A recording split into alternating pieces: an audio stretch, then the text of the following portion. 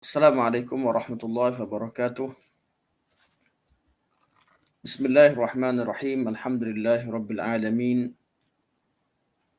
Nahmadullah ta'ala wa nashkuruh wa nusalli wa nusallimu ala sayyidina Muhammadin alladhi ballagha risalah wa adda al-amanah wa nasaha al-ummah hatta atahu al-yaqina wa ala alihi wa sahbihi ajma'in.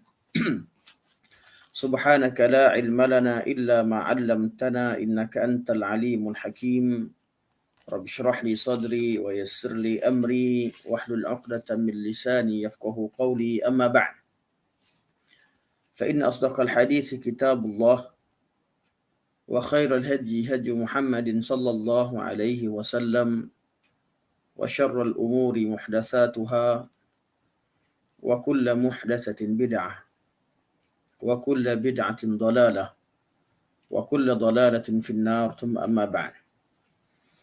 Pertamanya, mari kita merafakkan setinggi-tinggi kesyukuran kehadrat Allah Subhanahu wa taala kerana di pagi yang penuh barakah ini Allah Subhanahu wa taala memberikan kesempatan pada kita dengan taufiknya untuk hadir dalam majlis ilmu, iaitu dalam membincangkan satu tajuk berkaitan dengan tadabbur surah Al-Fatihah dengan fokus kepada tajuk menyanggah pemahaman sesat dengan surah Al-Fatihah. Menyanggah pemahaman sesat dengan surah Al-Fatihah. Iaitu kita cuba mentadabbur mentadabbur ayat-ayat dalam surah Al-Fatihah dalam rangka menjawab syubhah atau menolak syubhah-syubhah yang wujud di atas muka bumi ini, atau kita katakan sebagai syubhah-syubhah utama yang wujud di atas muka bumi ini yang boleh kita jawab dan boleh kita perhatikan sanggahannya dalam surah Al-Fatihah. Ba'da a'udzubillahi minasyaitonirrajim. Bismillahirrahmanirrahim. Seperti mana kita ketahui, surah Al-Fatihah mengandungi 7 ayat. Bermula daripada Bismillah atau Alhamdulillah Rabbil Alamin menurut 2 qiraat, dan kaedah yang saya gunakan pada hari ini, saya mula dengan Alhamdulillah Rabbil Alamin kerana tadabbur Bismillahirrahmanirrahim berkaitan dengan Ar-Rahmanir-Rahim telah pun akan kita bincangkan nanti pada ayat yang kedua, iaitu Ar-Rahmanir-Rahim.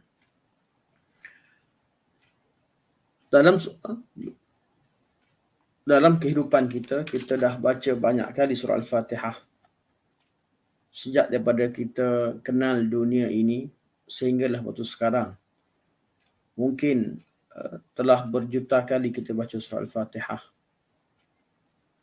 Paling kurang satu hari kita baca surah Al-Fatihah sebanyak 17 kali. Paling kurang. Dalam solat yang wajib. Dicampur dengan solat sunat qabliyah dan ba'diyah, solat rawatib lebih kurang 22 kali lagi sekiranya kita buat solat yang penuh, atau kita mengambil yang solat yang muakkad daripadanya 12 rakaat. Dicampur dengan bacaan Fatihah pada tempat-tempat yang lain, seperti ketika kita ruqyah, ketika kita baca zikir secara umum dan sebagainya.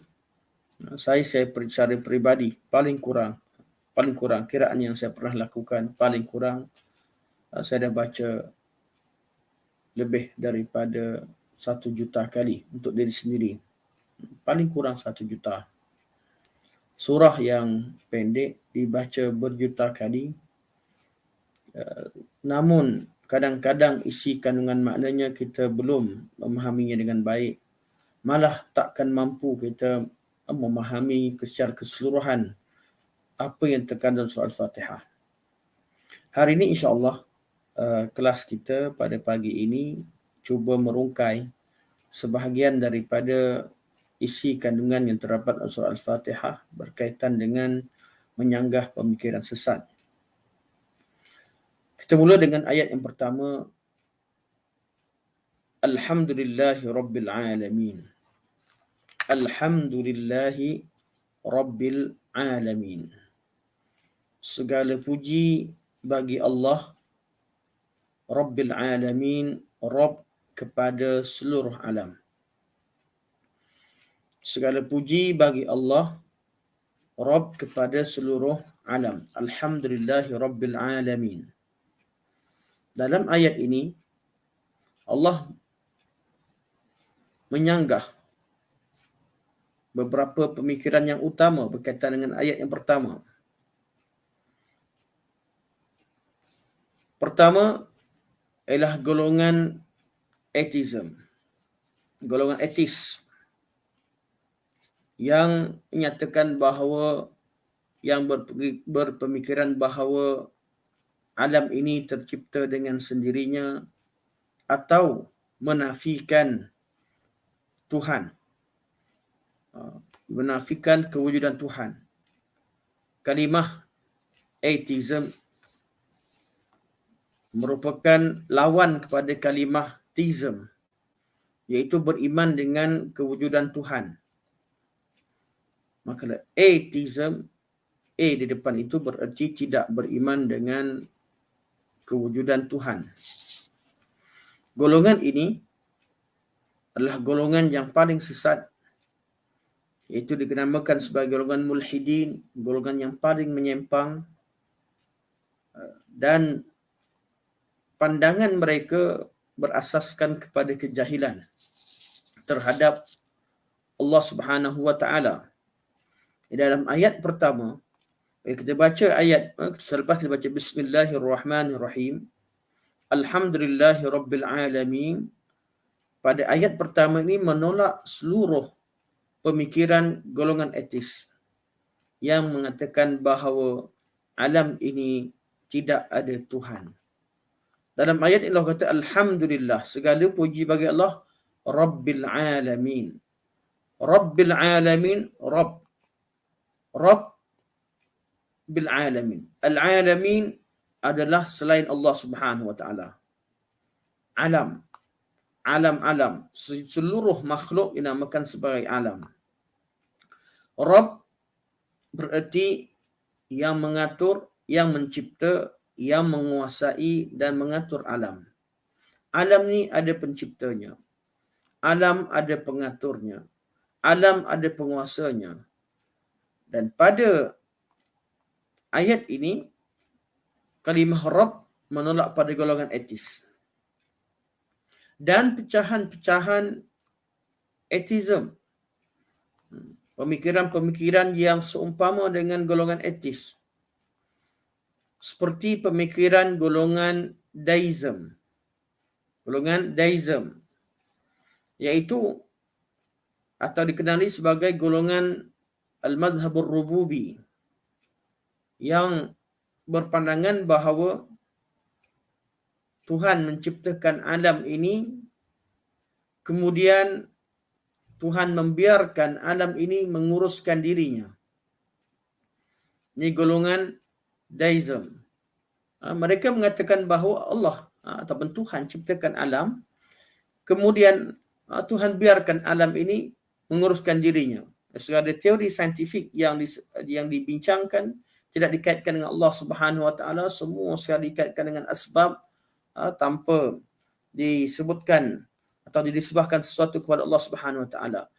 Jadi kalimah pada ayat ini, kalau kita tengok, perhatikan betul-betul, kalimah Rabbil Alamin menolak pada golongan etis. Kalimah Alhamdu, segala puji bagi Allah, bererti Allah mengatur alam ini. Kalimah Rabb menolak pada golongan ateis dan golongan deism, atheism dan golongan deism. Sama juga kalimah Alhamdu mentakkidkan lagi bahawa Allah Subhanahu wa taala melakukan segala sifat-sifat ketuhanannya yang mengatur dan mencipta alam ini. Allah cipta, bukan cipta saja, malah Allah atur alam ini. Dan Allah Subhanahu wa taala berkuasa di atas alam ini. Dengan oleh itu kita puji Allah dengan Alhamdulillah. Segala puji bagi Allah. Kalimah Alhamdulillahi Rabbil Alamin.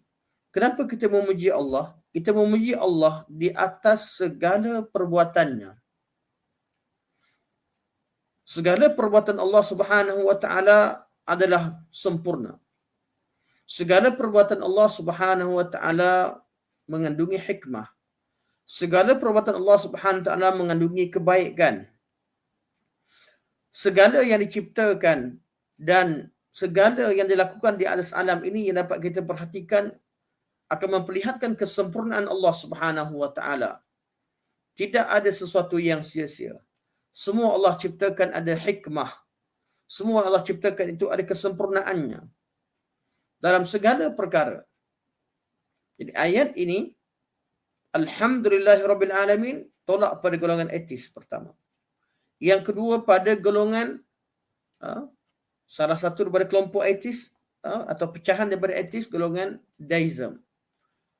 Pada masa sama ayat ini juga menolak pada golongan atheism. Golongan atheism. Kalau siapa yang berbeda ejaan nak cek pemikiran begini, deism, D-E-I-S-M. Deism. Atheism, I-E-ism. I-E-ism. Tambah kalimah I-E.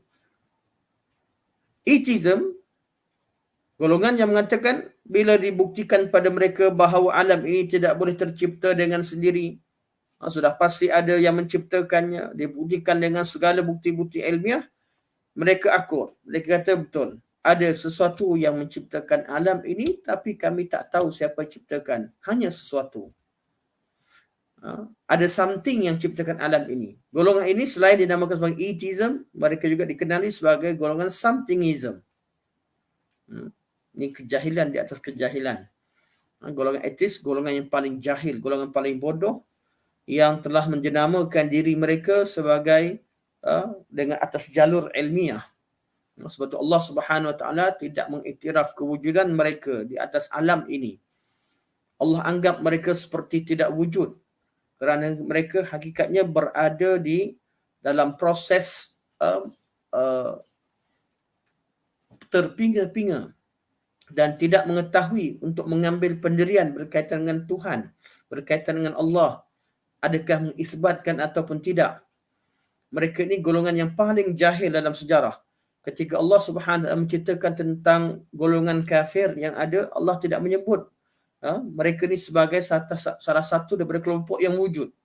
Walaupun idea pemikiran mereka telah ditolak sejak dalam Al-Quran sejak 1400 tahun yang dahulu, namun dari segi kewujudan kelompok ini Allah tak iktiraf kewujudan mereka.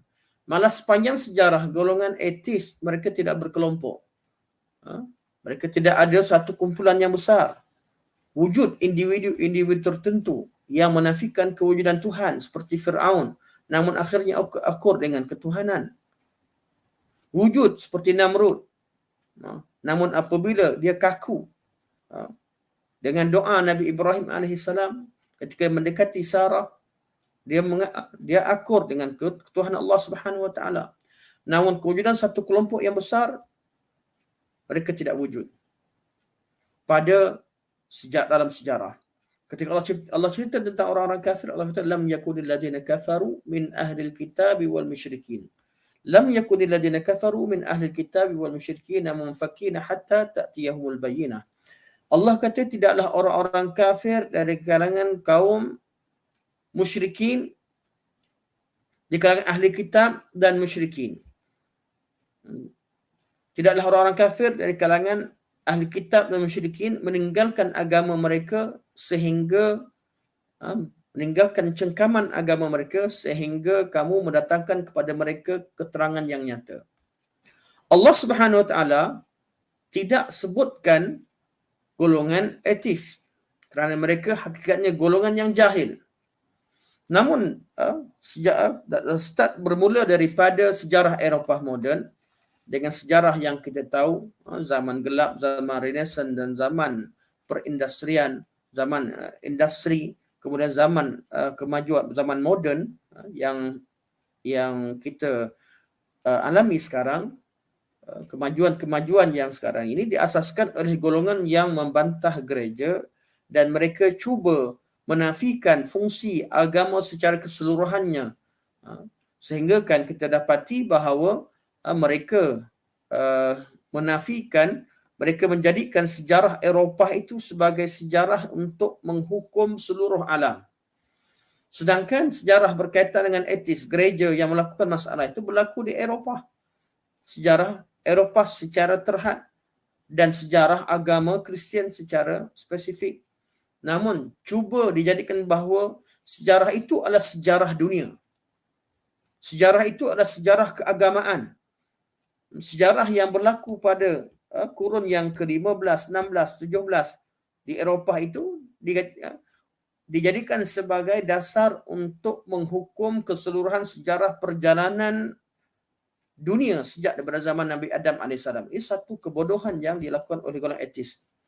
Mereka cuba padamkan, mereka lupa, mereka menjadikan bahawa dunia sejarah ini terbahagi kepada tiga peringkat.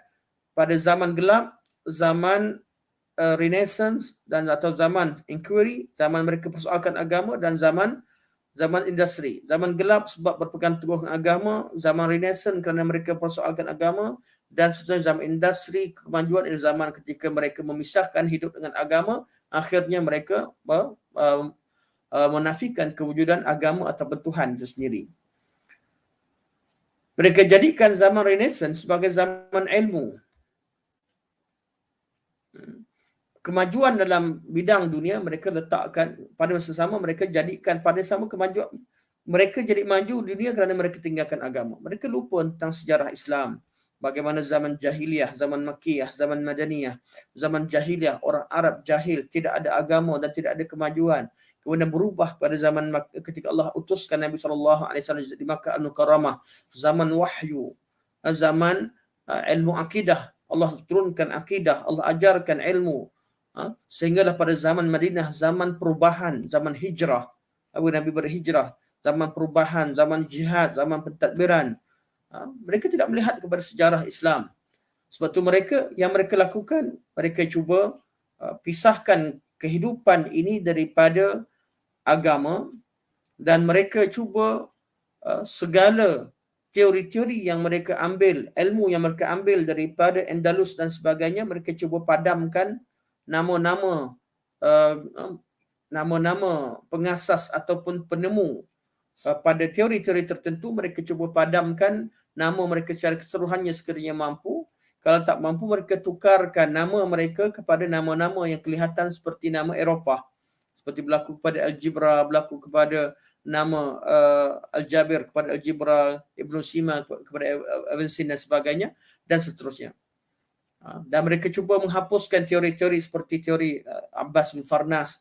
Walaupun orang yang belajar secara spesifik tahu bahawa Abbas bin Farnas adalah orang ciptakan kapal terbang yang pertama, tapi bagi yang tak belajar ilmu engineering secara spesifik, yang belajar umum, semua tahu kata Wright Brothers yang ciptakan kapal terbang asalnya.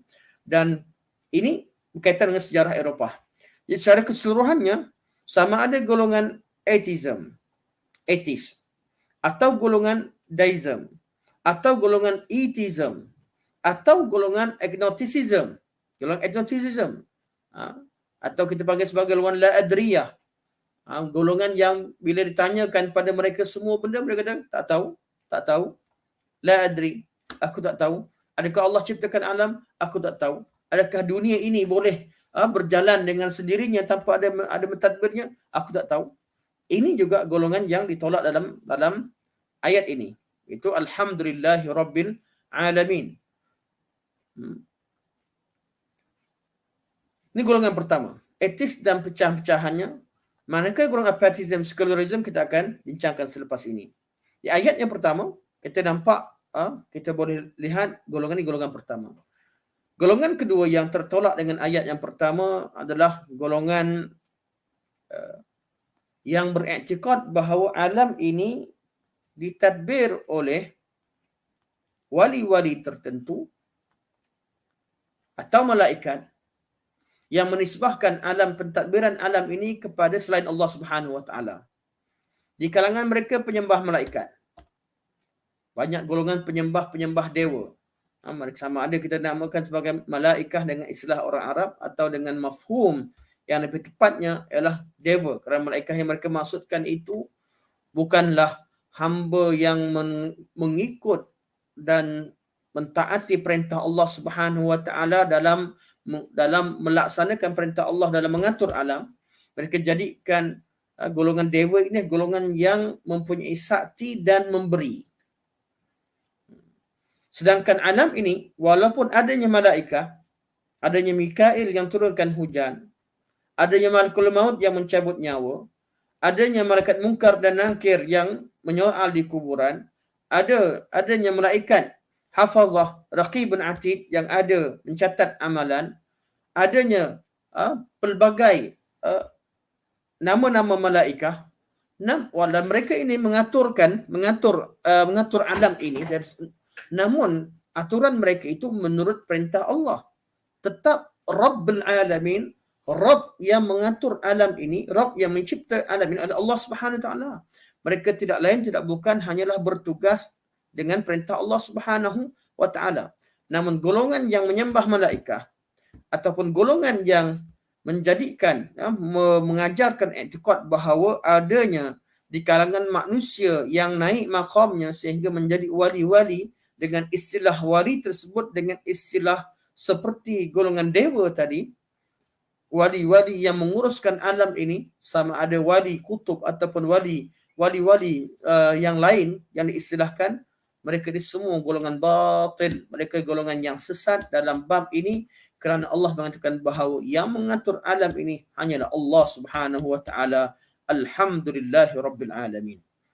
Alhamdulillahi rabbil alamin tolak pada pemahaman golongan atheism. Alhamdulillahi rabbil alamin tolak kepada pemahaman golongan-golongan yang menisbahkan pengaturan alam ini kepada selain Allah Subhanahu wa taala.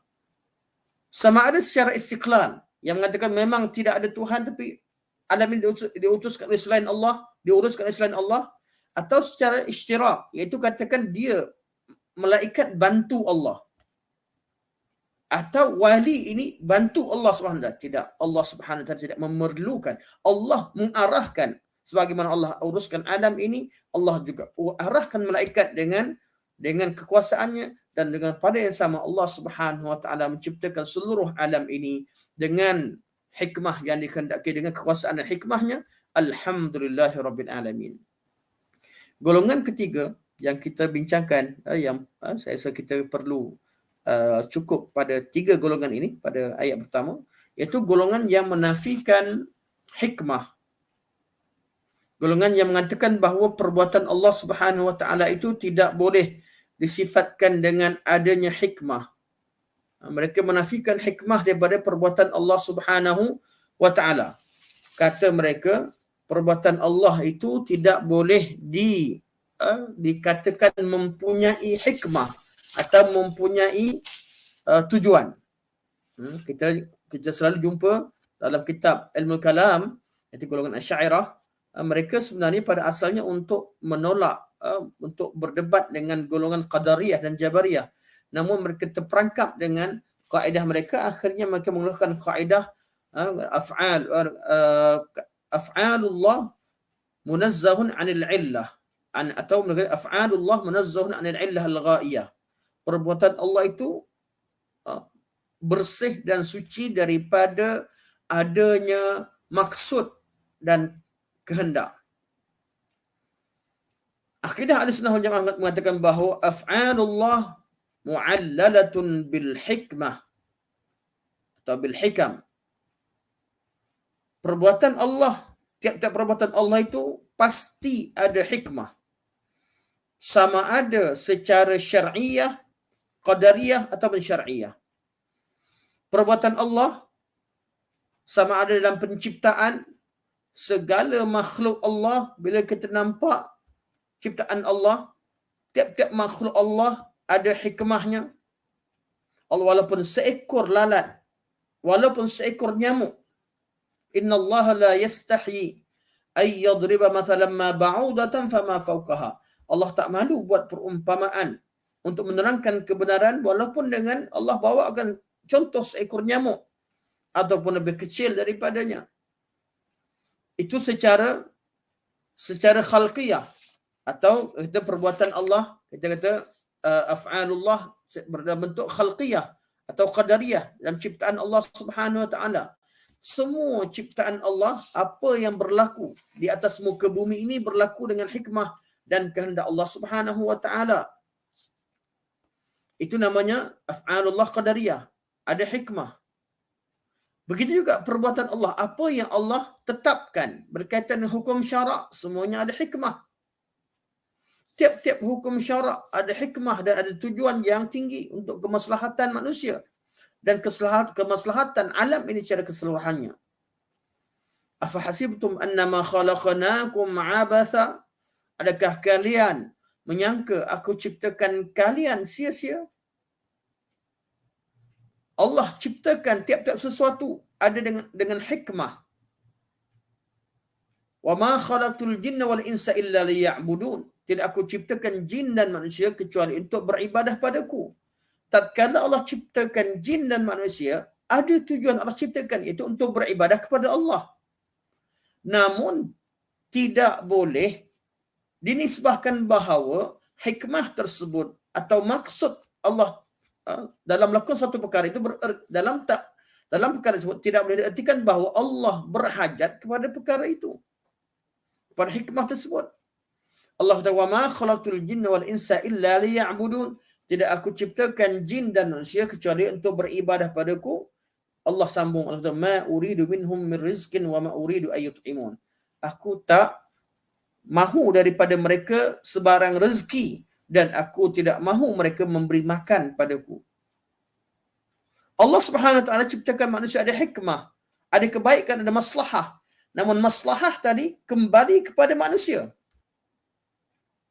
Perbuatan Allah pasti ada hikmah, ada apa yang Allah tetapkan, sama ada perbuatan Allah dalam penciptaan makhluk-makhluknya atau dalam penetapan hukum hakam, ada hikmah di sebaliknya, ada tujuan di sebaliknya. Dan tujuan itu adalah tujuan-tujuan kebaikan. Tujuan kebaikan dan maslahah itu kembali kepada manusia yang melakukannya, bukan kembali kepada Allah, kerana Allah Maha Sempurna. Orang-orang yang mengatakan bahawa perbuatan Allah tidak dikeranakan tidak boleh dikeranakan dengan suatu kerana, ini suatu perkara yang salah. Kerana di sini bukan bererti Allah berhajat. Jangan ditafsirkan hikmah dan kehendak Allah itu sama dengan kehendak ataupun hikmah yang atau sesuatu hajat yang diperlukan oleh manusia. Kalimah hajat itu hanya disebutkan oleh golongan yang menafikannya, sedangkan Ahli Sunnah wal Jamaah mengisbatkan semua perbuatan Allah ada hikmah. Ada hikmah, dan hikmah Allah itu berarti sifat itu adalah satu sifat kesempurnaan bagi Allah Subhanahu wa taala, bukan suatu keperluan atau hajat Allah kepada makhluk. Kita baca ayat Al-Quran ketika Allah mensyariatkan hukuman qisas. Allah kata, min ajli dzalika katabana ala bani Israil annahu man qatala nafsan bighairi nafsin aw fasadin fil ard faka'annama qatala an-nasa jami'a wa man ahyaha faka'annama ahya an-nasa jami'a. Ketika Allah syariatkan qisas, Allah kata, disebabkan oleh itu kami tetapkan ke atas Bani Israel tentang hukuman qisas. Ayat itu saya keseluruhannya tuan-tuan boleh baca. Yang penting Allah sebut ada sebab Allah mensyariatkan qisas. Ada sebab Allah syariatkan solat. Ada sebab Allah syariatkan puasa. Pasti ada sebab. Itu secara hukum syarak atau dipanggil af'alullah tashri'iyah. Perbuatan Allah dalam mentashri'kan, dalam mensyariatkan hukum hakam. Undang-undang Allah pasti ada hikmah. Begitu juga dalam bab pentadbiran dan ciptaan Allah. Allah kata, zaharal fasadu fil barri wal bahr bima kasabat aydin nas. Zahirnya segala kerosakan di daratan dan di lautan disebabkan oleh tangan-tangan manusia liyudhiqahum ba'd alladhi 'amilu, agar Allah agar ataupun supaya dirasakan pada mereka kesan buruk daripada apa yang mereka lakukan, la'allahum yarji'un, agar mereka kembali. Ada sebab lam itu lam litta'lil, dan seterusnya perbincangan tentang kumpulan ini. Jadi alhamdulillahirabbil alamin, Allah kata segala puji bagi Allah Rabbil alamin. Perbuatan Allah Rabbil alamin yang mencipta alam ini mengandungi hikmah-hikmah yang patut dipuji, yang patut disyukuri, yang kita patut menyebutkan kalimah alhamdulillahirabbil alamin. Ini pada ayat yang pertama. Alhamdulillahirabbil alamin. Segala puji bagi Allah Rabbil alamin. Ayat yang kedua. Ar-Rahmanir Rahim. Ar-Rahman dan Ar-Rahim berasal daripada kalimah rahmah. Itu yang rahmah, belas kasih. Allah yang belas, Allah bersifat belas kasih. Rahman, belas kasih yang luas. Rahim, dan belas kasih yang khusus atau yang khas. Allah Subhanahu wa ta'ala sangat rahmat terhadap hambanya dengan dua jenis rahmat. Rahmat yang disifatkan pada dirinya dengan nama Ar-Rahman dan Ar-Rahim. Ar-Rahman, rahmat yang luas yang merangkumi seluruh makhluk, sama ada yang mukallaf, jin dan manusia, atau yang tidak mukallaf di kalangan binatang, haiwan, segala binatang, tumbuh-tumbuhan, alam, malaikat dan sebagainya. Allah Subhanahu wa ta'ala sangat rahmat terhadap hambanya dengan sifat Ar-Rahman, dengan nama Ar-Rahmannya. Allah juga menamakan diri dengan nama Ar-Rahim yang mengandung sifat rahmat yang khusus. Itu rahmat-rahmat yang Allah hanya berikan kepada orang-orang yang beriman, kepada orang-orang yang bertaubat, kepada orang-orang yang mengikuti hukum Allah Subhanahu wa ta'ala. Sejauh mana seseorang itu ikut hukum Allah yang bermula dengan kalimah la ilaha illallah, dia berhak mendapat wilayah daripada Allah Subhanahu wa ta'ala, pelihara dia. Dengan sebab Ar-Rahim Allah pelihara tiap-tiap orang yang mengucapkan kalimah la ilaha illallah dengan sempurna, dia akan dikeluarkan, akan dimasukkan ke dalam syurga, sama ada secara langsung ataupun kalau mereka ini si pelaku dosa besar, melakukan dosa-dosa yang banyak, pada akhirnya setelah dimasukkan neraka dia akan dimasukkan ke syurga dengan sifat Rahim Allah Subhanahu wa ta'ala. Rahmat Allah yang khusus Allah berikan kepada orang-orang yang mengikuti agama Allah Subhanahu wa ta'ala. Sifat Ar-Rahman Ar-Rahim, ayat ini, kalimah nama Ar-Rahman Ar-Rahim yang Allah sebutkan pada ayat ini menolak kepada pemikiran golongan Khawarij. Golongan Khawarij iaitu golongan yang mengkafirkan orang-orang yang melakukan dosa besar. Siapa sahaja buat dosa besar, itu melakukan dosa besar secara mutlak dikafirkan. Siapa sahaja berzina dikatakan kafir, iaitu dengan alasan mereka buat dosa besar, maka tidak bergabung antara iman dengan kufur, akhirnya dikafirkan umat Islam yang melakukan dosa besar, sama ada yang berzina, sama ada orang yang merompak, sama ada orang yang minum arak dan sebagainya, dikafirkan dan mereka katakan darah mereka halal. Ini golongan Khawarij. Golongan Khawarij menafikan sifat rahmat Allah Subhanahu wa ta'ala. Allah Subhanahu wa ta'ala memberi ruang kepada hambanya di dunia ini sehingga dia mati. Selagi sebelum dia mati masih ada peluang untuk manusia ini kembali kepada Allah Subhanahu wa ta'ala. Ada hukuman-hukuman tertentu Allah tetapkan, hukuman bunuh kepada kesalahan-kesalahan tertentu.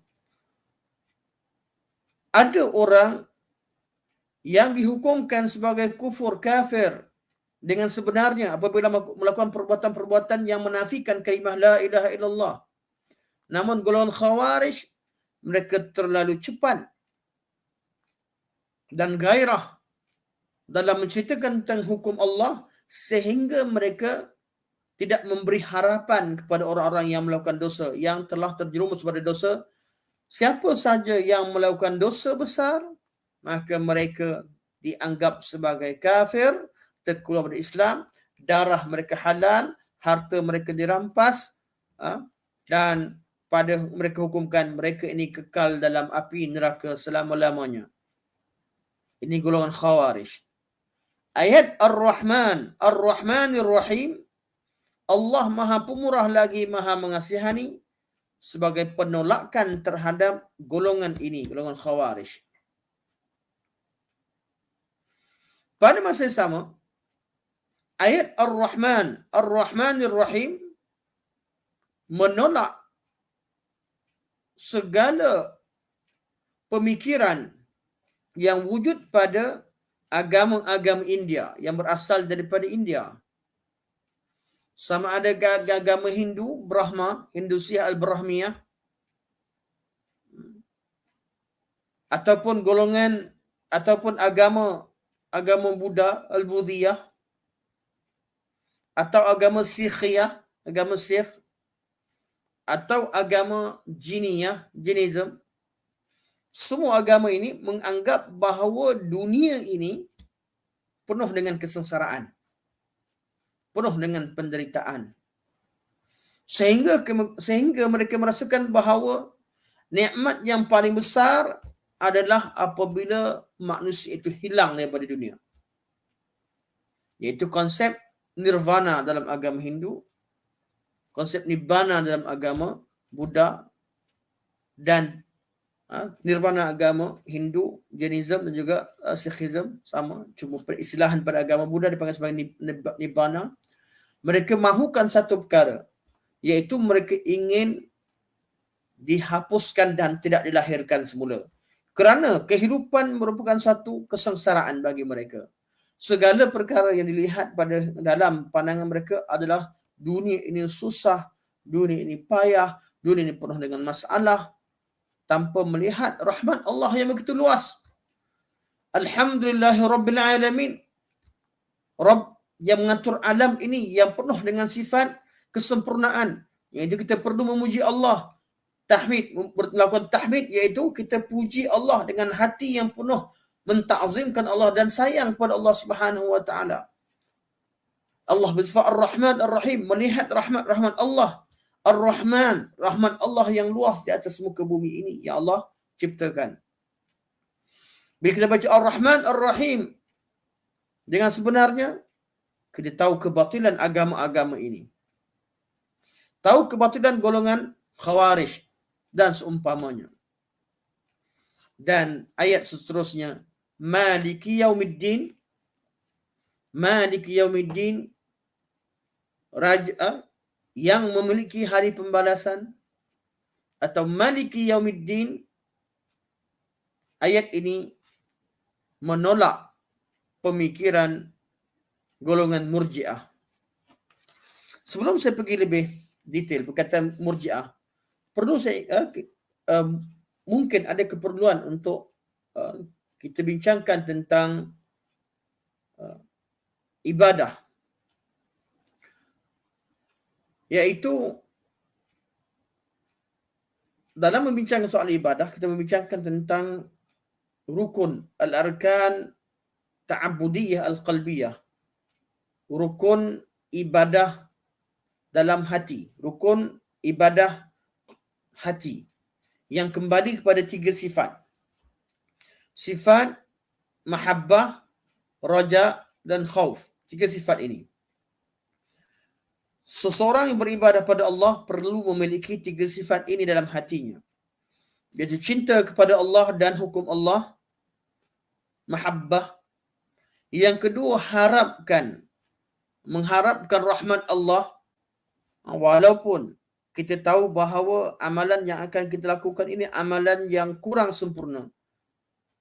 Begitu juga amalan yang telah kita lakukan banyak mengandungi kekurangan namun kita mengharapkan Allah Subhanahu Wa Taala menerima amal ibadah kita. Mahabbah, raja. Dan rukun ketiga dinamakan sebagai rukun, dipanggil sebagai khauf. Iaitu dalam keadaan kita sangat harap, kita punya harapan yang sangat tinggi agar Allah Subhanahu Wa Taala menerima amalan kita. Kita tidak mengandalkan perasaan itu sahaja, malah kita takut untuk melakukan dosa. Takut untuk melakukan dosa. Kerana Allah Subhanahu Wa Taala selain daripada Allah Maha Pengampun, Allah juga Maha Membalas. Jadi bila kita baca Alhamdulillahirabbil alamin, akan lahirlah perasaan mahabbah, cinta kerana Allah yang mengatur alam ini, Allah yang mengangkat seseorang, Allah yang beri rezeki, Allah yang berikan segala-galanya. Segala-gala perbuatan Allah lakukan dengan hikmah dan maslahah, maka kita sebut Alhamdulillahirabbil alamin. Timbulnya perasaan mahabbah dan cinta kepada Allah Subhanahu Wa Taala. Ar-Rahmanir Rahim, timbulnya perasaan harap, raja terhadap rahmat Allah yang begitu luas. Raja terhadap rahmat Allah. Kita mahukan rezeki Allah dengan sifat Ar-Rahmannya. Kita mahukan pertolongan Allah dalam urusan-urusan dunia kita. Pada yang sama, kita mengharapkan rahmat Allah dengan sifat Ar-Rahimnya dalam memberikan rahmatnya dalam bab sifat-sifat keagamaan. Untuk kita diberikan taufik dalam melakukan amal ibadah kepadanya dan seterusnya. Ada sifat raja, dan ketika sifat khauf, dengan bila kita baca Malik Yaumiddin, Allah Maha Membalas. Allah Raja di hari pembalasan. Allah yang memiliki hari pembalasan. Malik Yaumiddin. Malik Yaumiddin. Bila kita baca ayat ini, timbul perasaan takut dalam diri kita untuk melakukan dosa, untuk ataupun cuai dalam melakukan amal ibadat atau sambil lewa, kerana mungkin Allah tak terima amal kebaikan kita. Mungkin Allah Subhanahu Wa Taala mengambil kesalahan kita dalam ketika kita melakukan dosa kepadanya. Mungkin Allah tidak ampunkan. Ini perkara yang kita takutkan, ada perasaan khauf. Dengan adanya tiga perasaan, mahabbah, raja dan khauf, maka sempurnalah, atau di sinilah terjadinya amal ibadah hati yang sempurna kepada Allah Subhanahu Wa Taala. Bila kita faham arti ini, maka kita faham apa yang saya maksudkan tadi. Kalimah Ar-Rahman Ar-Rahim menolak pada Khawarij. Kerana Khawarij dalam urusan mereka tidak ada sifat rahmah. Mereka menafikan sifat rahmat Allah terhadap golongan ahli maksiat, sehingga mereka mengkafirkan mereka. Maliki Yaumiddin sebaliknya. Golongan Murji'ah, Maliki Yaumiddin sebagai penolakan terhadap pemikiran golongan Murji'ah. Kerana golongan Murji'ah mereka mengatakan bahawa siapa sahaja lepas dah Islam dan masuk Islam, iman mereka sempurna. Buatlah apa sekalipun, Allah Maha Pemurah, Maha Penyayang. Mereka hanya bacakan Ar-Rahman, Allah bersifat Ar-Rahman Ar-Rahim, tapi mereka melupakan ayat Maliki Yaumiddin, Allah Maha Membalas. Golongan Murji'ah itu golongan yang mengandalkan perasaan raja kepada Allah Subhanahu Wa Taala. Atau golongan yang melambatkan atau mengeluarkan amalan daripada keimanan. Mereka kata iman itu hanya dalam hati. Iman itu hanya dalam hati. Manakala amalan-amalan tidak termasuk dalam iman. Amalan-amalan tidak ada, tidak menambah dan tidak mengurangkan iman. Golongan ini adalah golongan yang tidak hiraukan tentang hukum hakam Allah. Mereka ini golongan Murji'ah Al-Ghullat ini ditolak dalam ayat Maliki Yaumiddin. Walaupun Allah Maha Pemurah, Maha Penyayang, Allah Maha Mengasihani, namun Allah Subhanahu Wa Taala juga adalah Tuhan yang Maha Membalas terhadap hamba-hambanya. Maliki Yaumiddin. Jadi golongan Murji'ah, pemikiran mereka ditolak dalam ayat Maliki Yaumiddin. Golongan Khawarij, pemikiran mereka tertolak pada ayat Ar-Rahman Ar-Rahim. Ar-Raja Khauf. Ada satu golongan yang hanya beribadah pada Allah dengan ayat, dengan sifat mahabbah, sifat cinta, iaitu golongan Sufi. Mereka mengatakan bahawa, golongan Sufi yang melampau, mereka kata bahawa kalau mereka sering kita temukan kata-kata mereka, wahai Tuhanku, aku tidak peduli sama ada kau masukkan aku ke neraka atau masukkan ke syurga, aku tidak peduli. Yang aku mahu hanyalah cintamu. Ibadah mereka hanya mengandalkan kepada mahabbah, cinta, dan menafikan rajak dan khauf. Sehingga dari kalangan mereka ada yang mengatakan bahawa rajak, mengharapkan syurga, khauf, takutkan neraka adalah satu level iman yang rendah atau level orang awam. Level yang paling tinggi bagi mereka adalah hanya mengharapkan cinta. Sedangkan dalam syariat, Allah Subhanahu Wa Taala menceritakan bahawa tiga ini adalah rukun yang perlu ada dalam hati seluruh manusia, iaitu cinta pada Allah, pada masa sama kita harapkan rahmat Allah dan juga harapkan balasan baik, dan yang ketiga, kita juga ada perasaan khauf, takutkan kemurkaan Allah, takutkan azab Allah. Golongan sufi, golongan yang berada, yang bercakap, yang mengeluarkan formula yang tidak berada di atas kenyataan. Mereka kata, yang kami harapkan cintamu, kami tidak pedulikan kamu masukkan kami ke neraka ataupun ke syurga. Ini satu kata-kata yang batil. Tidak mungkin Allah Subhanahu Wa Taala akan memasukkan orang-orang yang Allah sayang dan redha ke dalam neraka. Kita beramal ibadah perlu kepada ketiga-tiga perkara. Ketika kita bangun qiyamul lail, tatajafa junubuhum 'anil madaji' yad'una rabbahum khaufan wa tama'a. Bangun qiyamul lail, berdoa kepada Allah dalam keadaan khauf, takut dan tamak, iaitu raja, harapkan rahmat Allah. Inilah dia cara ibadah yang sebenar. Oleh itu kita katakan bahawa alhamdulillahirabbil alamin. Ayat ini alhamdulillahirabbil alamin rad kepada golongan ilhad, golongan etis, rad kepada golongan yang mengingkari hikmah, rad pada golongan yang mengatakan bahawa malaikat ataupun wali-wali atau selain Allah secara keseluruhannya mentadbir alam ini. Ar-Rahman Ar-Rahim, rad pada golongan khawarij, Maliki Yaum, dan juga golongan segala golongan yang mengatakan dunia ini penuh dengan siksa, seolah-olah azab itu lebih banyak, azab dan musibah lebih banyak daripada rahmat dan nikmat. Maliki Yaumiddin, tolak pada golongan Murji'ah. Gabungan ketiga-tiga ayat ini, alhamdulillahirabbil alamin, ar-rahmanir rahim, maliki yaumiddin, tiga ayat ini menolak pada golongan sufi yang hanya beramal dengan ayat alhamdulillahirabbil alamin, yang beramal dengan ayat sifat mahabbah, namun mereka melupakan sifat raja' dan sifat khauf.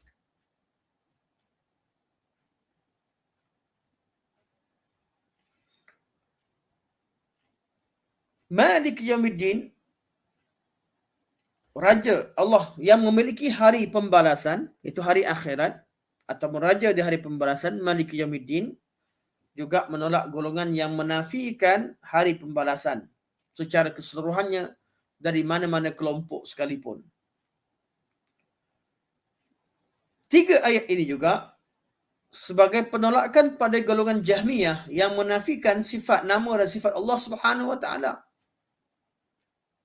Mereka kata Allah, mereka hanya mengatakan Allah disebabkan nama Allah. Sekadar dalam ayat ini Allah terangkan tentang nama-nama Allah dan sifat-sifat yang terkandung dalam nama Allah, yang mana sifat-sifat tersebut memang ada maknanya dan memang merupakan sifat Allah sehingga ianya layak dipuji dalam alhamdulillahirabbil alamin. Ya alhamdulillahirabbil alamin, rabbil alamin, ar-rahman, ar-rahim, maliki yaumiddin. Semua ini adalah nama-nama Allah yang mengandungi sifat-sifat Allah, yang mengandungi dalamnya perbuatan-perbuatan Allah Subhanahu Wa Taala, sebagai penolakan yang kuat terhadap golongan Murji'ah yang menafikan sifat-sifat dan menafikan nama-nama dan sifat Allah Subhanahu Wa Taala. Juga menolak pada golongan Mu'tazilah yang menafikan sifat dan seumpama dengannya. Golongan, jadi pada ayat Malik Yaumiddin, pada ayat tiga ayat ini alhamdulillahirabbil alamin, ar-rahmanir rahim, Malik Yaumiddin, tolak pada golongan Sufiyah yang melampau, tolak pada golongan Jahmiyah, juga tolak kepada golongan Mu'tazilah yang menafikan sifat Allah Subhanahu Wa Taala. Ayat seterusnya Allah berfirman, Iyyaka na'budu wa iyyaka nasta'in. Dan ayat ini kemuncak. Ayat kemuncak. Iyyaka na'budu wa iyyaka nasta'in. Ayat Allah katakan hadza baini wa baina 'abdi. Bila kita baca alhamdulillahirabbil alamin, dalam satu hadis diterangkan bahawa ketika seorang hamba iza qala al-'abd, apabila seorang hamba baca alhamdulillahirabbil alamin, qala Allah akan berkata hamidani 'abdi, hambaku telah melakukan tahmid padaku. Wa iza qala al-'abd ar-rahmanir rahim, bila hamba membaca ar-rahmanir rahim, Allah berkata asna alayya 'abdi. Bila hamba berkata maliki yaumiddin, Allah kata majjadani 'abdi, hambaku telah melakukan tamjid kepadaku, iaitu melakukan pemujaan dan tamjid, pujian yang terlalu kepadaku. Bila kita kata iyyaka na'budu wa iyyaka nasta'in, hamba baca iyyaka na'budu wa iyyaka nasta'in, Allah kata hadza baini wa baina 'abdi wa li 'abdi mas'al. Ayat ini separuh untukku, separuh untuk hambaku. Iyyaka na'budu wa iyyaka nasta'in. Ayat ini adalah kemuncak makna yang terkandung dalam surah Al-Fatihah. Ibnu Qayyim rahimahullah, karang kitab Madarijus Salikin, khas untuk mensyarahkan ayat ini, Iyyaka na'budu wa iyyaka nasta'in. Ayat ini menolak seluruh pemikiran golongan musyrikin. Semua golongan yang mensyirikkan Allah dengan syirik al-akbar tertolak dengan ayat ini. Sama ada musyrikin Makkah yang menyembah berhala Hubal, Lat, Al-Uzzah dan Al-Manah, atau golongan musyrikin di kalangan Syiah, iaitu golongan An-Nusairiyah yang menyembah Sayyidina Ali, ataupun mana-mana golongan musyrikin yang melakukan syirik, menisbahkan ketuhanan dan menyembah selain Allah, sama ada yang menyembah dewa, busut, malaikat dan siapa sekalipun, termasuk ajaran ayah pin dan sebagainya, mereka golongan ini tertolak dengan ayat iyyaka na'budu, hanya pada kau, iyyaka na'budu, hanya pada kau kami sembah. Juga tertolak golongan menyembah api seperti golongan Majusiyah. Juga semua agama-agama yang ada di agama India yang kita sebut sebelum ini, sama ada yang menyembah patung Buddha, ataupun yang menyembah lembu, yang menyembah ular, yang menyembah monyet, yang menyembah apa-apa sekalipun selain Allah, mereka semua tidak layak disembah. Tidak layak disembah. Atau golongan Al-Bahaiyah, golongan Al-Bahaiyah dan juga golongan Al-Babiyah. Ini semua golongan musyrikin. Tertolak pada ayat iyyaka na'budu, hanya pada kau kami sembah. Iyyaka na'budu juga menolak pada golongan ahli maksiat, ahli ma'asi, yang sentiasa melakukan ibadah, yang sentiasa tidak meninggalkan ibadah, yang sentiasa melakukan maksiat terhadap Allah Subhanahu wa taala. Ahli maksiat secara keseluruhannya, sama ada ahli kabair yang melakukan dosa-dosa besar, ataupun golongan ahli ghaflah yang leka, yang sentiasa meninggalkan kewajipan-kewajipan, atau golongan yang sentiasa yang melakukan dosa-dosa kecil berterusan. Malah semua orang yang melakukan maksiat kepada Allah, mereka ini perbuatan mereka tertolak dengan ayat iyyaka na'budu, hanya pada kau kami sembah. Ayat ini juga sebagai penolakan terhadap golongan orientalis, mustasyriqin, iaitu golongan orang-orang kafir yang mengkaji agama Allah hanya kerana ilmu, bukan kerana amal. Kaji ilmu hanya untuk kajian, namun bukan tujuan untuk beramal dengannya. Sedangkan Ilmu-ilmu yang ada dalam Islam ini, ilmu-ilmu yang memanfaatkan seseorang itu hanyalah ilmu yang diamalkan. Allah memperkenalkan dirinya dengan Alhamdulillahirabbil alamin. Allah Rabb kepada seluruh alam. Ar-Rahmanir Rahim, bersifat dengan Ar-Rahman Ar-Rahim, sifat pemurah yang luas dan pemurah yang khusus. Maliki Yaumiddin, Allah yang memiliki hari pembalasan. Tujuan kita kenal segala sifat-sifat Allah, nama-nama dan sifat Allah, tujuannya agar kita menyembah Allah. Di sini kemuncaknya. Iyyaka na'budu wa iyyaka nasta'in.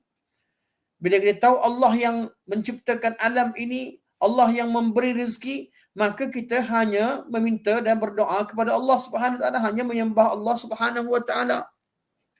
Tujuannya adalah pada amalan. Bila kita tahu Allah yang menciptakan alam ini, maka kita patut beribadah kepada Allah. Kita tahu hukum hakam Allah itu mengandungi segala hikmah dan kebaikan. Kita patut beragama dengan agama Allah. Namun golongan mustasyriqin atau golongan orientalis, mereka hanya menuntut ilmu hanya sekadar untuk kajian. Mereka tidak beramalkan ilmu-ilmu mereka. Kebanyakan dari mereka tidak pedulikan tentang pengamalan. Mereka hanya mahu mengkaji dan mengetahui. Ada dari kalangan mereka yang tahu bahasa Arab, menghafal sebagian ayat Al-Quran, membincangkan tentang mukjizat Al-Quran, namun mereka tetap tidak memeluk agama Islam. Ayat Iyyaka na'budu sebagai penolakan terhadap golongan mustasyriqin. Juga sebagai penolakan terhadap golongan orientalis. Golongan orientalis, golongan mustasyriqin. Juga penolakan pada golongan al-ilmaniyah, iaitu golongan secularism. Golongan sekular juga merupakan pecahan ataupun kesan daripada atheism. Golongan atheist menafikan agama, golongan secularism memisahkan agama daripada kehidupan, iaitu tidak perlu kepada amalan. Amalan itu tidak penting. Dunia ini tidak ada kaitan dengan pisahkan hukum hakam dunia daripada urusan agama. Agama hanya di masjid dan surau. Agama itu adalah hak personal. Tidak boleh melakukan amar ma'ruf dan nahi munkar dan sebagainya.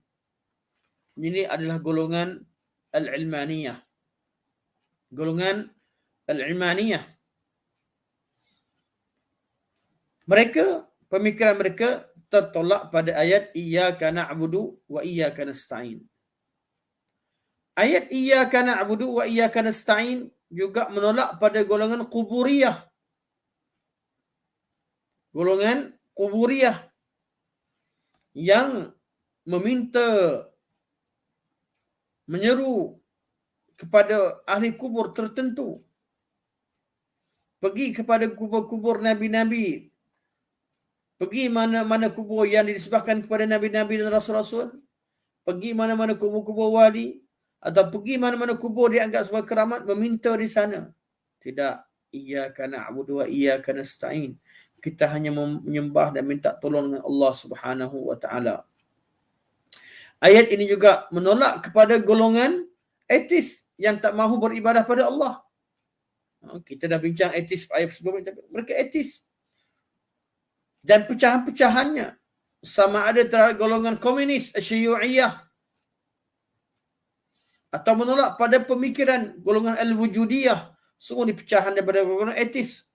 Semua mereka ini membawa pemikiran-pemikiran yang sesat, mengajak manusia untuk tidak beriman kepada Allah Subhanahu wa taala, tidak beribadah kepada Allah Subhanahu wa taala. Golongan ini adalah golongan yang tertolak pada ayat Iyyaka na'budu wa iyyaka nasta'in. Sama ada yang melakukan syirik yang besar, ataupun ahli maksiat, ataupun golongan orientalis, ataupun golongan sekularis, ataupun golongan kuburiyun, ataupun golongan mulhidin, ataupun siapa sahaja mereka, orang-orang yang tidak menyembah Allah dan minta kepada selain Allah, mereka tertolak pandangan mereka Pemikiran mereka tertolak pada ayat ini, iyyaka na'budu wa iyyaka nasta'in. Iyyaka, hanya pada kau, iyyaka na'budu, hanya pada kau kami sembah. Pertama sekali menolak kepada syirik, segala jenis kesyirikan. Iyyaka na'budu, menolak kepada segala jenis amalan yang dilakukan secara riya. Itu amalan-amalan yang dilakukan oleh golongan munafik. Fawailul lil musallin alladzina hum an salatihim sahun walladzina hum yura'un wa yamna'unal ma'un. Golongan munafik melakukan amalan hanya kerana untuk diperlihatkan kepada manusia. Mereka akan tinggalkan masjid pada waktu isya' dan waktu subuh. Malah mereka tidak solat kerana mereka an salatihim sahun. Golongan ini juga ditolak daripada ayat iyyaka na'budu. Iyyaka na'budu tolak pada syirik secara keseluruhan. Iyyaka na'budu menolak juga pada orang-orang yang riya dan yang seumpama dengannya, pecahan daripada syirik-syirik kecil yang lain seperti sum'ah dan sebagainya. Iyyaka na'budu, hanya pada kau kami sembah, juga menolak kepada seluruh ahli bid'ah. Iyyaka na'budu menolak pada seluruh kumpulan-kumpulan yang meninggalkan hukum Allah Subhanahu wa taala. Iyyaka nasta'in, iyyaka na'budu, buang sifat syirik dan riya, itu yang utamanya. Iyyaka nasta'in, buang sifat takabbur. Ada orang yang kata walaupun dia beribadah kepada Allah, dia rasa diri dia paling hebat, dialah buat segala-galanya. Hakikatnya Allah yang bantu dia.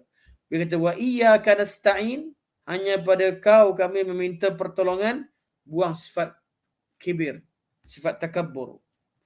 Wa iyyaka nasta'in, buang sifat ujub. Sifat dah selamat dah. Dia buat amal ibadat. Dia selamat daripada sifat riya, dia selamat daripada takabbur, tapi kadang-kadang ada sifat ujub. Ujub artinya dia dengan diri dia sendiri. Syirik menyembah selain Allah. Riya menyembah Allah dengan menghadapkan wajah selain Allah Subhanahu wa taala. Bid'ah menyembah Allah dengan cara tak diajarkan oleh Allah Subhanahu wa taala. Takabbur menyembah Allah dan merendahkan makhluk Allah. Ujub menyembah Allah dan merasa kagum dengan dirinya sendiri.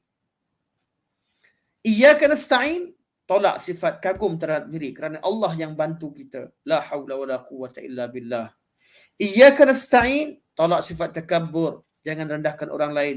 Kita sekarang melakukan ibadah hanya kerana taufik daripada Allah Subhanahu wa taala. Iyyaka nasta'in, menolak pada golongan yang bertawakal kepada asbab. Segala golongan saintis, segala orang-orang yang tenggelam dalam dunia, yang bekerja siang dan malam dan lupakan Allah Subhanahu wa taala. Hakikatnya Allah yang beri rezeki pada dia. Sepatutnya orang yang mahukan rezeki Allah, dia perlu beribadah pada Allah. Berperamai orang yang bertawakal kepada asbab dan meninggalkan Allah Subhanahu wa taala. Kadang-kadang sampai menjadi kufur. Kadang-kadang menjadi leka. Mereka ini golongan yang bertawakal kepada asbab. Ayat iyyaka nasta'in, iyyaka na'budu wa iyyaka nasta'in.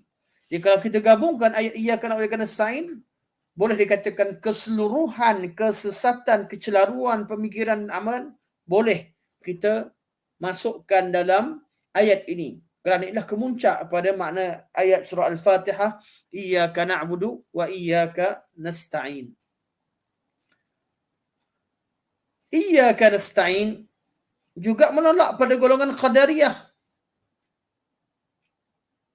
yang merasakan bahawa segala sesuatu dia cipta perbuatannya sendiri. Hakikatnya tidak. Allah yang mencipta, Allah yang memberi, Allah yang bantu. Bukan kita yang hebat. Iyyaka nasta'in, Minta tolong dengan Allah dalam segala urusan berkaitan dengan rububiyah Allah Subhanahu wa taala. Segala sesuatu kita perlukan kepada Allah, eh? Segala sesuatu kita perlu meminta kepada Allah. Iyyaka na'budu wa iyyaka nasta'in. Ihdinas siratal mustaqim. Tunjukkan kami jalan yang lurus. Jalan yang lurus ini maksudnya Al-Quran atau As-Sunnah atau agama Islam secara keseluruhannya. Kalimah ihdina sebagai penolakan terhadap golongan Jabariyah yang mengatakan bahawa manusia ini lahir ke alam ini, duduk di alam ini hanya seperti bulu yang berterbangan. Allah Subhanahu wa taala yang mengaturkan segala-galanya. Ketika dia melakukan ibadah, dia kata Allah yang beribadah. Alhamdulillah. Ketika dia melakukan maksiat, dia kata Allah yang mengaturkan, Allah yang tetapkan aku melakukan maksiat. Mereka ini adalah golongan Jabariyah. Golongan Jabariyah. Allah kata ihdina. Kita kata ihdina, tunjukkan kami. Kalau Allah Subhanahu wa taala dah tetapkan, buat apa kita tak berdoa? Doa ini sebagai satu hujah yang kuat terhadap golongan Jabariyah. Kita perlu berdoa, perlu berusaha. Iyyaka na'budu wa iyyaka nasta'in. Kita perlu pada usaha. Ihdinas siratal mustaqim. Kita perlu kepada doa dalam kehidupan kita, dalam urusan dunia, urusan akhirat, bukan menyerahkan kepada takdir. Ayat ihdinas siratal mustaqim, ihdina juga rad dan penolakan terhadap golongan Qadariyah. Golongan Qadariyah yang mengatakan bahawa kita perlu buat semua benda kita buat, Allah tak buat. Kita yang buat segala-galanya. Allah beritahu iyyaka na'budu wa iyyaka nasta'in. Hanya pada kau kami sembah, hanya pada kau kami meminta pertolongan. Allah tolong, Allah bantu, Allah cipta, Allah bantu. Kita hanya minta tolong Allah. Ihdinas siratal mustaqim. Ihdina juga rad. Ayat yang sama tolak pada golongan Qadariyah. Ayat yang sama, doa dan usaha tadi tolak pada golongan Jabariyah yang menyerahkan pada takdir dan tidak berlakuan apa-apa. Juga sebagai penolakan terhadap golongan Qadariyah yang mengatakan kita mampu buat segala-galanya. Kalau kita mampu buat segala-galanya, kenapa berdoa kepada Allah? Artinya kita tak mampu. Ada yang kita tak mampu. Kita perlu bergantung pada Allah. Iyyaka nasta'in. Ihdinas siratal mustaqim. Tunjukkan kami as-siratal mustaqim, jalan yang lurus yang terkandung Al-Quran dan Sunnah, jalan yang lurus yang terkandung dalam agama ini. Kalimah as-siratal mustaqim, ihdinas siratal mustaqim, menolak pada golongan segala ahli falsafah, golongan yang bergantung kepada akalnya secara keseluruhan sehingga menafikan, sehingga terlepas daripada hidayah Allah Subhanahu wa taala. Golongan yang tiada panduan Al-Quran dan Sunnah dalam jiwa mereka, golongan ahli falsafah yang bebas. Atau ayat ihdinas siratal mustaqim menolak pada golongan ahlul kalam yang bebas menggunakan akal mereka, mendahulukan akal daripada wahyu. Ahli falsafah tolak segala secara keseluruhan. Ahlul kalam cuba menggabungkan antara akal dengan wahyu, namun mendahulukan akal. Terutamanya ayat ini sebagai penolakan terhadap golongan Mu'tazilah. Golongan Mu'tazilah, golongan yang mendahulukan akal. Ihdinas siratal mustaqim. Siratal ladzina an'amta 'alaihim. Jalan orang-orang yang telah kau beri nikmat. Ayat ini menolak pada seluruh golongan ahli bid'ah. Kerana ayat an'amta 'alaihim ini ditafsirkan mereka ini siapa? Minan nabiyyin was-siddiqin wasyuhada'i was-salihin wa hasuna ulaika rafiqa. Orang yang Tunjukkan kami jalan yang lurus, jalan orang-orang yang kau beri nikmat pada mereka. Siapa mereka? Mereka adalah golongan nabiyyin, siddiqin. Golongan siddiqin di kalangan sahabat-sahabat Nabi SAW dan selainnya. Syuhada, golongan yang telah korbankan jiwa dan diri mereka ke jalan Allah Subhanahu wa taala. Wassalihin, dan orang-orang yang saleh. Golongan ahli bid'ah, mereka melepaskan diri mereka daripada ikutan terhadap Nabi dan Rasul-Rasul. Mereka melakukan amalan tanpa panduan dan contoh daripada Nabi-Nabi, daripada Rasulullah SAW secara khusus. Amalan mereka, amalan yang mereka tanpa panduan. Ayat ini juga sebagai penolakan terhadap ahli kalam secara keseluruhannya. Kerana mereka tidak mengikut salafus salih. Siratal ladzina an'amta alaihim, mereka adalah golongan nabiyyin, siddiqin, syuhada, salihin, yang sudah pasti tiga kelompok ini berada pada generasi yang awal.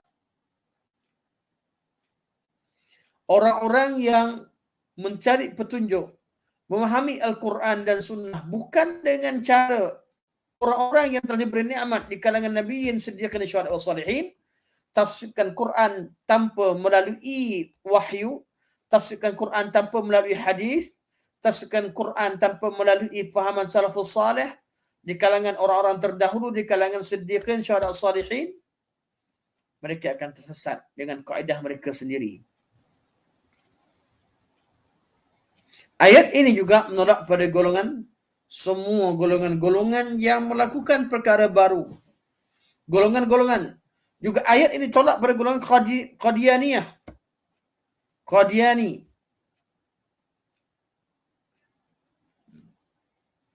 Yang menjadikan Mirza Ghulam Ahmad sebagai Nabi Isa tanpa ada hujah, dengan tafsiran sendiri, menafsirkan Quran, menafsirkan ayat-ayat berkaitan dengan penurunan Nabi Isa alaihissalam dan hadis-hadis berkaitan dengan cara tafsiran sendiri sehingga mereka tersesat. Boleh juga dikatakan termasuk golongan semua kumpulan yang tafsir Quran dengan cara ikut kepada sendiri, tafsirkan hadis secara sendiri, mereka termasuk bab ini. Termasuk ajaran Cikgu Kahar dan sebagainya, boleh kaitkan dengan sini.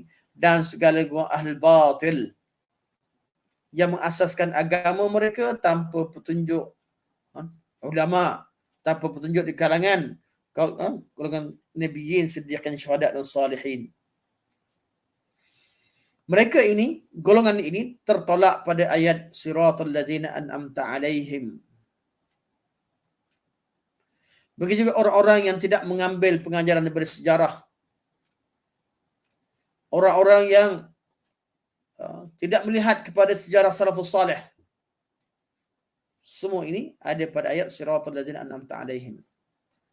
Ghairil maghdubi alaihim. Bukanlah orang-orang yang kau murkai. Ayat ini jelas tolak kepada golongan al-Yahudiyah, golongan Yahudi. Iaitu golongan yang al-maghdubi alaihim adalah golongan yang Allah murka.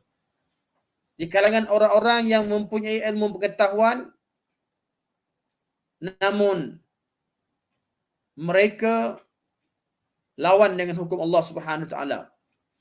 Mereka tahu, tapi mereka tidak menunaikan hak ilmu mereka, itu tidak mengamalkan ilmu mereka. Mereka tahu, tapi mereka lawan. Mereka engkar.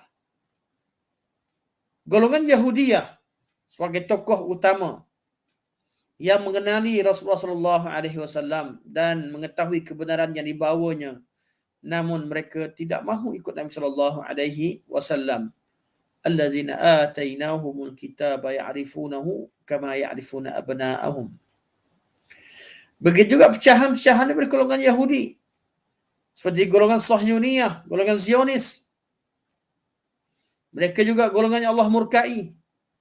Beragama Yahudi ditambah dengan melakukan mengembalikan sifat-sifat jahiliyah sifat-sifat unsuriyah, ta'assub kepada kaum, bangsa, dan memandang rendah pada bangsa yang lain, menganggap mereka sebagai kera dan juga babi.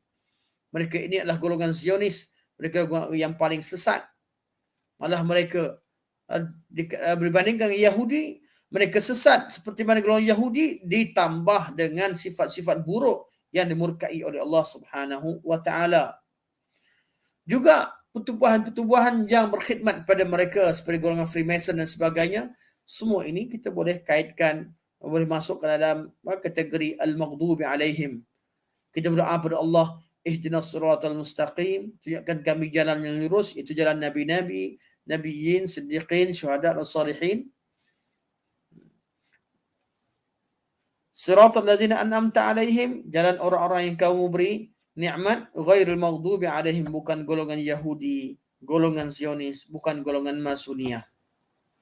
Juga semua orang yang berperangai seperti perangai-perangai Yahudi, itu orang-orang yang berilmu namun tidak mengamalkan ilmu mereka, orang-orang yang alim yang tidak beramal dengan ilmu, orang-orang agama, belajar agama hanya kerana dunia dan kepentingan dunia, tidak beramal dengan ilmunya. Semua ini termasuk pada kita temukan penolakan pemikiran dan gaya hidup mereka dalam ayat ghairil maghdubi alaihim waladdallin. Juga bukan dari golongan-golongan yang sesat. Siapa golongan sesat? Golongan yang beramal namun tidak didasari oleh ilmu. Beramal namun tidak didasari oleh ilmu. Tidak suka pada majlis ilmu dan tak suka pada orang berilmu dan tak suka disampaikan ilmu padanya. Mereka beramal secara membuta tuli. Ad-dhalin dalam Al-Quranul Karim, kalimah ad-dhal kadang-kadang tidak dikeji, kadang-kadang dikeji. Orang yang tidak tahu ada dua keadaan. Pertama, golongan yang mencari kebenaran, seperti mana yang disifatkan kepada Nabi SAW ketika sebelum Islam. Allah sebut wa wajadaka dhallan fahada, dan Tuhanmu mendapati kamu tercari-cari, iaitu tidak mengetahui kebenaran namun mencari kebenaran, mencari ilmu. Fahada, kemudian Allah berikan hidayah. Hidayah Allah berikan kepada Nabi SAW berbentuk wahyu. Dhal yang mencari, dhal, orang yang tidak tahu namun mencari ilmu, ini bukan satu sifat yang terkeji. Ini satu sifat yang terpuji. Semua orang ada sisi gelap dalam bab ilmu pengetahuan. Tidak semua orang alim. Dan orang yang alim tidak tahu semua perkara. Pasti ada sesuatu yang dia tidak tahu. Jadi, apa yang perlu lakukan? Dia perlu bersifat dengan sifat seorang hamba yang sentiasa mencari ilmu. Bukan golongan dhalin yang disebutkan surah Al-Fatihah, itu golongan yang sesat dan blok ilmu pengetahuan, yang tidak mahu dinasihati, yang tidak mahu dan tidak suka pada majlis-majlis ilmu. Waladhdallin. Siapakah tokoh mereka? Seperti mana yang kita ketahui, dan saya seperti mana saya sebut pada awal, kelas kita kelas tadabburiyah. Saya tak fokus pada tafsir surah Fatihah itu sendiri. Kita fokus kepada mafhum yang terkandung dalam bab menolak kesesatan yang terdapat dalam menolak kesesatan yang terdapat di dunia ini dengan surah Al-Fatihah. Allah kata waladhdallin, juga bukan orang yang sesat. Minta Allah berikan hidayah pada kita dan minta kita dijauhkan dari orang sesat. Tokoh utama golongan yang paling sesat, yang mana mereka disesatkan ini adalah golongan Al-Masihiyah, golongan Nasrani. Tak kiralah pecahan mereka kepada golongan Katolik atau Protestan atau Ortodoks dan sebagainya, mereka tetap golongan Masihiyah. golongan yang disesatkan oleh Yahudi, oleh seorang Yahudi, oleh Paulus, dan mereka tidak mahu perbincangan.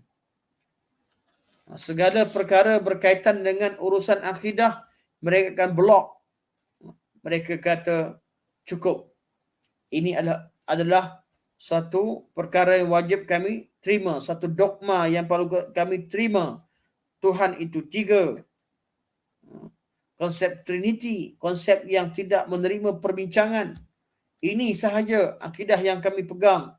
Kami percaya. Kalau kamu cakaplah dengan orang lain. Ini golongan yang blok ilmu pemikiran. Al-Dhalin. Allah tidak mencela orang yang tidak mengetahui, kerana tidak semua orang mengetahui. Dan Allah tidak mencela orang yang tidak tahu satu perkara, kerana tidak semua orang ada perkara yang tidak tahu.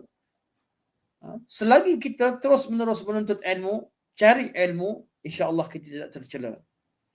Namun apabila timbulnya sifat malas menuntut ilmu, sifat tak suka pada majlis ilmu, benci kepada orang-orang yang menyampaikan ilmu, benci kepada amar ma'ruf dan nahi mungkar, di sinilah timbulnya golongan yang dinamakan sebagai golongan ad-dhalin. Kalau tuan-tuan lihat apa yang disebutkan, saya bincangkan secara ringkas berkaitan pemikiran-pemikiran ini sebagai satu pembukaan, dan tiap-tiap pemikiran ini tuan-tuan boleh kena faham dan tengok semula, kaji balik pemikiran mereka. Kita akan dapati bahawa surah Fatihah ini telah menjawab segala masalah-masalah utama dalam pemikiran yang ada di atas muka bumi ini. Pemikiran-pemikiran utama yang ada dah disebutkan, dah ditolak dalam kalimah-kalimah yang pendek yang terkandung surah Fatihah. Kalau kita lihat pada sebaliknya, kalimah-kalimah ini merupakan panduan untuk orang beriman.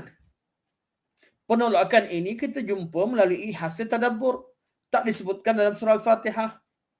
Namun kita faham dari sebalik daripada panduan yang Allah berikan kepada kita. Kalau kita tafsirkan, dan sebenarnya tajuk ini adalah tajuk yang kita katakan sebagai tajuk yang kalau kita tak kata advance sekalipun, tajuk yang dibincangkan kemudian setelah kita tahu tentang panduan dan isi kandungan tafsir surah Fatihah secara umum. Apa yang kita tengok dalam surah Al-Fatihah? Tuan-tuan boleh bawakan mana-mana pemikiran yang ada di atas muka bumi ini, pemikiran, tak semestinya dengan nama, mungkin namanya berubah dari semasa ke semasa, namun pemikirannya sama, atau satu kelompok memiliki satu nama tapi memiliki pelbagai jenis pemikiran kesesatan, ataupun kita dapati bahawa sebahagian daripada furuk-furuk pemikiran yang terdapat dalam perkara yang kita bincangkan tadi, dalam jenis-jenis kesesatan yang ada tadi, kadang-kadang wujud pada orang Islam sendiri. Jadi surah Fatihah, bila kita bincangkan, kita akan dapat lihat bahawa Allah Subhanahu Wa Taala menyebutkan segala urusan berkaitan dengan keperluan manusia, mengenali kebenaran dan juga menjauhkan diri daripada segala kesesatan. Dalam ayat yang kita bincangkan, kalau kita tengok pada ayat iyyaka na'budu wa iyyaka nasta'in, kita akan temukan banyak hidayah Allah, petunjuk yang Allah berikan dalam ayat ini.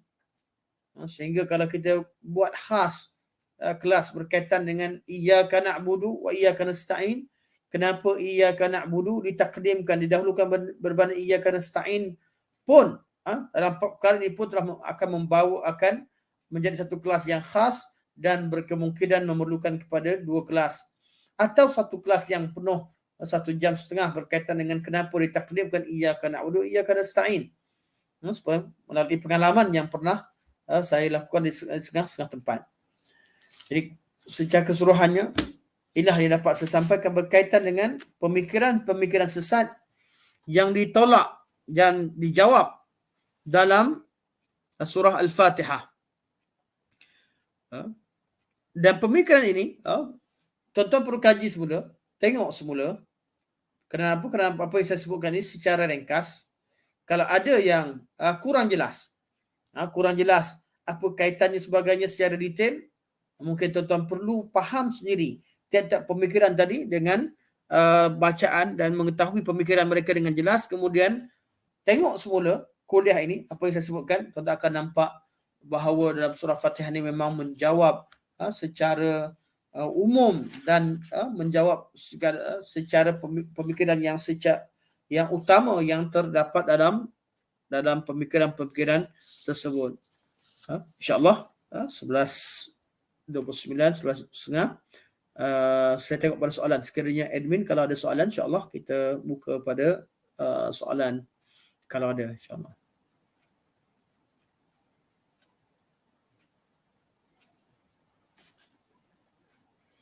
Alhamdulillah, kata admin tiada soalan. Okay, barakallahu fikum. Okay, insyaAllah kalau tak ada soalan, kita tamatkan sampai sini. Semoga Allah Subhanahu Wa Taala jadikan pertemuan kita pada pagi ini pertemuan yang bermanfaat. Segala yang baik, segala yang benar daripada Allah Subhanahu Wa Taala, segala yang lemah, yang kurang daripada kelemahan dan kesilapan itu datang daripada saya sendiri, daripada diri saya sendiri.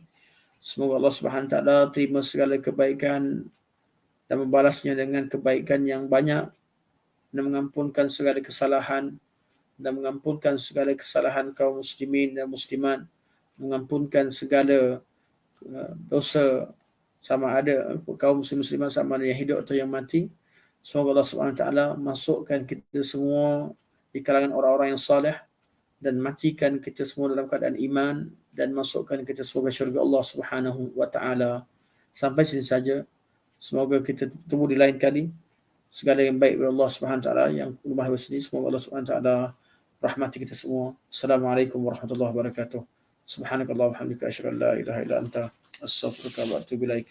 Wa sallallahu ala sayyidina Muhammad wa ala alihi wa sahbihi wa baraka wa sallam. Alhamdulillahirabbil alamin.